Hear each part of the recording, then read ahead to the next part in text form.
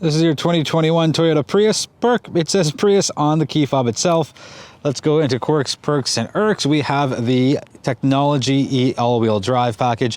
So you get LED fog lights, LED day runners, which are bookending the front end, LED regular lights. They're also adaptive and self-leveling with this package, and you get your LED turn signals. So in a typical Prius form, it's all about aerodynamics. So you can see just how far raked back the windshield is and the hood as well. And it's all about maximum efficiency. And there's a good look at it. So it's not the prettiest vehicle, but you're not buying this for looks, you're buying it for function. So bit of a quirk here, there's no side marker. Instead, you have this little chrome piece. And the weird thing is, when you're in the driver's seat, you notice it kind of popping out there, and it kind of distracted me a couple of times. So a little peculiar, and I would kind of like to not have it there at all. Just my 2 cents. Perk here is the automatic door locking system. Let me get rid of that. So you just tap those 2 lines and it locks and unlocks, and there's your key in case your key fob fails. Let's go around to the rear. A couple of quirks here. So first thing is, it's halogen turn signals for the rear. If everything else is LED, why not spend the extra few dollars and just make it a full suite of LED systems for lights. Single tailpipe on the passenger side. I'm not sure if you can see it. Anyway, it's right there at the end of my finger. And again, it's not a performance car. It's just more for, it's got to be there. So that's where they tucked it away. Prius all-wheel drive E, that's the badging. And similar to the Ioniq, it's got the dual glass. So there's one frame there, or piece of glass, and there's another one up there. And I'll open up the trunk lid and give you a look on the inside. So there's that one there. And there's the bar that separates it, and you'll see that once we get inside the vehicle. And obviously there's your big second piece of glass. So privacy cover, pretty nice. So one hand to close it up, and a decent amount of cargo space here. I'm gonna lift this up, and you get a spare tire kit, which is right there, and a little bit of storage options for smaller items. I don't know if this is intentional or not, but I discovered it about 10 minutes ago. If you need to get in here, these side panels fold in, and it kind of just sits there. So instead of having one hand wrestling with it to keep it up, and then the other hand kind of fishing around, it just props itself up. I'll stand back and give you a better look. So that's kind of cool for me. And you get your manual close right there. Here's a bit of a quirk for me, a bit of a perk. The windshield wiper nozzle for the rear is actually mounted to the glass itself. So that's kind of an interesting, quirky move there. And you get your wiper for the top part of the glass bolt, because you have to. I don't know if I like this fully, just because it's really dirty and really quick, because the way the dirt and crap kicks up from the back of the car, it just gets latched on there. So I don't know, 6 of one, half dozen of the other. I would like a longer piece of glass for the primary one, and to get rid of that second one. Starting with the rear seats in the Prius, well, they are very soft and they are very flat. It's the Toyota Softex material here. It's not really a lot of contouring. Middle part goes down, double size cup holders, and a way to separate the 2 people on the outside if they just can't get along. Anyways, that's what you're gonna look at if you're looking over my left shoulder. And speaking of that, let's close her up and take a look at the front seat. So there's a look at the overall interior. Forgive the 1, 2, 3 little bits of leaves. I thought I got them, apparently I didn't. Anyways, there's a look at it. It's got the central dashboard right there. Quick look here, storage, thank you.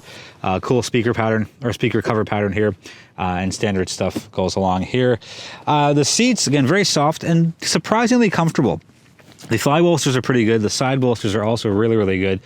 And just kind of the way the whole thing is designed, and I like the way the headrest just angles forward a little bit, but not too much. And it's not adjustable forwards, backwards. It is adjustable up and down, but that's what you're gonna take a look at.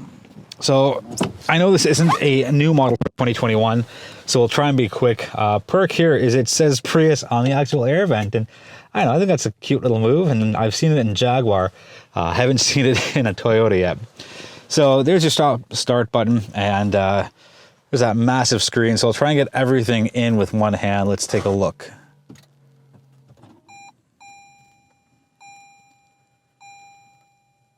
Okay, there it is. Cool little graphic. And yes, you can turn that chime off. I don't know, I kind of like it. Something a little different. Let's continue. I don't want to continue. Anyway, so now you know where I am. It's okay, it's not really a big secret. Let's start with the dashboard. Lots of information. I've never liked a central dash. I'm so used to it here. I know the Yaris had it. I know the last generations of Prius have had it as well. I don't know, maybe because I'm only testing the car for a week, it took a lot for me to get used to. It's Sunday now. I picked up the car on Monday night. I think by Thursday, maybe Friday morning, I'd finally become accustomed to it. So right there next to the digital speedometer is your energy flow breakdown. So I'm gonna move the car up like a couple of inches. Okay, I know. Let's get rid of that. So you just, stop it. So you can see just how the energy flows and where it's going to. When the engine kicks in, that lights up and it shows you where it goes from there as well. And you get all your alerts there and tells you what gear you're in as well. And if the ready sign is for the battery. But overall, it's a nice wide layout, and that's something I really like about it, but I wish it was right there. And the problem for me is there's this huge swath of blank space, and I'll never touch it. But it's just, I don't know, I kind of wish it wasn't there. This does have heads-up display, and there it is right there. You can only adjust it left to right, or sorry, up and down. You cannot adjust it left to right, and there it is there, and you can get some additional information added on to that. But oh, there it is, the eco meter. So yeah, not really a big fan of that. I'm kind of, I wish I had more adjustment options with it. Piano black on the steering wheel, it just catches my fingerprints. I wish it was just something else. Volume controls on this side. There is no mute button here, and I'll get to that in a minute. Everything else is standard fare. Your trip reset button is also here instead of being buried in the menu. So a menu buried in the infotainment system. A couple more functions there along with your auto high beams. There's an Irk for me, not my green and black shoes, but the fact that the parking brake is here. Like, in a technologically advanced vehicle, I wish it was just anywhere here instead of it being a pedal. Just my 2 cents on that. Because this has the upgraded package, you get the massive 11.6-inch screen. There's no hard touch buttons. Sorry, that's not true. The 4-way flashes are hard touch, but as far as the volume goes, you got to do that and then take it down. And there's a kill switch for it, which is just that, and you kill the audio. But I think they missed the mark by not having a volume knob, and the Mitsubishi Outlander does not have a volume knob, and the old Civics do not have, all as in like I think 2016, 17, 18, do not have a volume knob, and the uproar about that was just ridiculous. But I really hope for 2022 Toyota pops in a physical volume knob. Another kind of bone of contention for me is you will always have the navigation at the top with this technology all-wheel drive option. Some days I just don't want the navigation, and the way to get around that is if you plug in your phone for CarPlay or Android Auto, it goes up there instead. But just, I don't know, you can either get the climate down below or you get the audio, and it's just, I don't know, not really the biggest fan of that. Let's go to this gear shifter because it's kind of weird. You go left and up for reverse. Here's my Irk, the biggest Irk for the 2021 Prius. You cannot shut this beep off. You just can't. If you're a new driver or maybe a nervous driver just going to get some groceries, it is going to drive you absolutely bonkers to hear that every single time you put the car in reverse. You have to know you're in reverse. You can't do it accidentally. I'm going to put that off for a second. I'm just going to put it in neutral. The screen shows up and the little R shows up as highlighted, and you know you're backing out of a spot. And even if you let your foot off the gas a touch, you will know you're in reverse. I'm just going to show you one more time. Like, it is foolproof. You have to know you're in reverse. It is impossible to accidentally go into it. So, imagine it's Christmas and there's all sorts of people hanging around looking for your parking spot, or the kids are crying on the back, and then you have that incessant beeping. It just drives me up the wall, and I wish there was a way just to get rid of that, but sadly there's not. Anyways, let's go on to happier things. Let's pick our drive mode. So car and drive, we're not going anywhere. So I'm just gonna keep pushing that. So right now we are in our power mode, and then we go to eco mode and normal. So there's 3 main drive modes, and they're color coded, so it's pretty hard to miss. And as well, it's on the digital speedometer as well. And then you pop the EV button next to it. EV not available, low battery. Okay, fair enough. And that button is just right there. So the good thing is you change the drive mode right beside the gear shifter.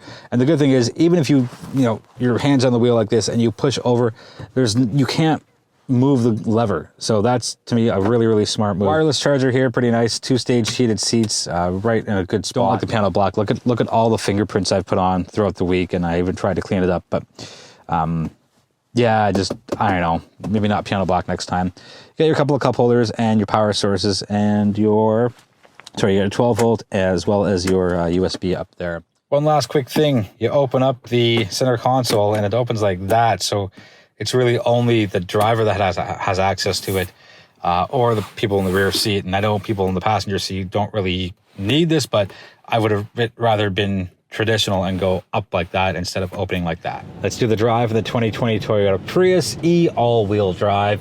So powering this vehicle is a 1.8 liter 4-cylinder engine, and between the engine itself and the 2 electric motors in the rear, which make it all-wheel drive, it's a total of 120 horsepower and 105 pound-feet of torque, all through a 1-speed CVT. It's relatively quiet, even, yes, I know in the EV mode it's going to be whisper quiet, but even when the motor's kicked in, it's still relatively quiet. And to me, that's just forward engineering, and each year, each generation of the Prius gets better and better and better.